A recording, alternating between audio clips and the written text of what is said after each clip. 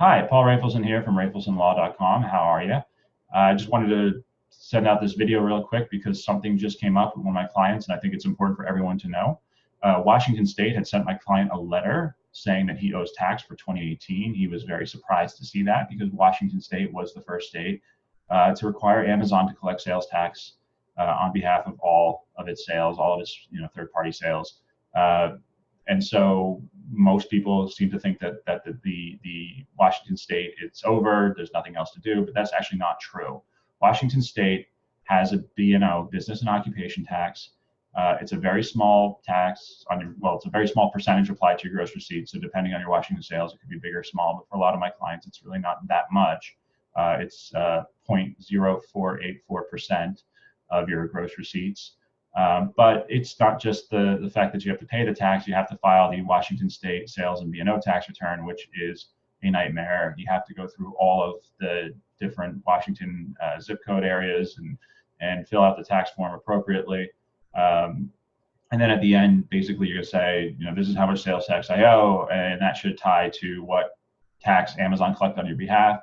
You're going to take a credit for those taxes, but what you'll be left with is the B&O tax. So even though Washington State requires, has started collecting on your behalf, your obligations to file a sales tax return as part of the B&O filing process has not gone away. So the burden is still there, and you still have to pay the tax. Now, do I think you have to pay the tax? Well, I think there's a lot of constitutional questions. I think there's a lot of statutory questions as to whether you owe it. But that's a risk decision whether you want to deal with that right now or if you want to just comply. But for those of you who feel like they want to comply with the law that at least as Washington State interprets and not necessarily my interpretation, but for those of you that do, then you should know that form, that filing requirement is out there. And obviously, from my perspective, this is just part of the burden. This is one state's burden out of every state that's going to require you pretty much to file something, and then all the cities and all the towns. But that's sort of a bigger picture. But for those of you who want to be compliant in Washington State, who don't want to deal with the Department of Revenue, who just want to fly under the radar, if that's what you want to do, just be aware that it's not just your sales tax obligation.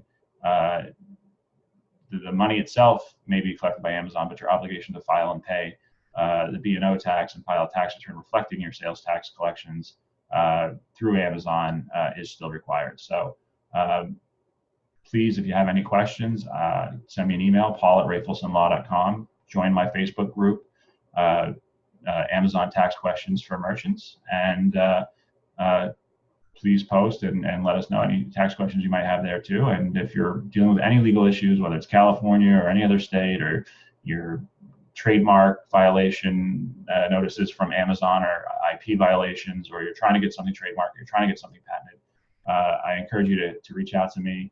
I work with some really great IP lawyers, ex-Microsoft like me, and great asset protection lawyers, corporate restructuring lawyers, M&A, whatever you need. I encourage you to reach out, paul@rafelsonlaw.com, and let me help you with whatever you need help with. And this way you're getting the top experienced people who really understand their craft and can help you through your issues.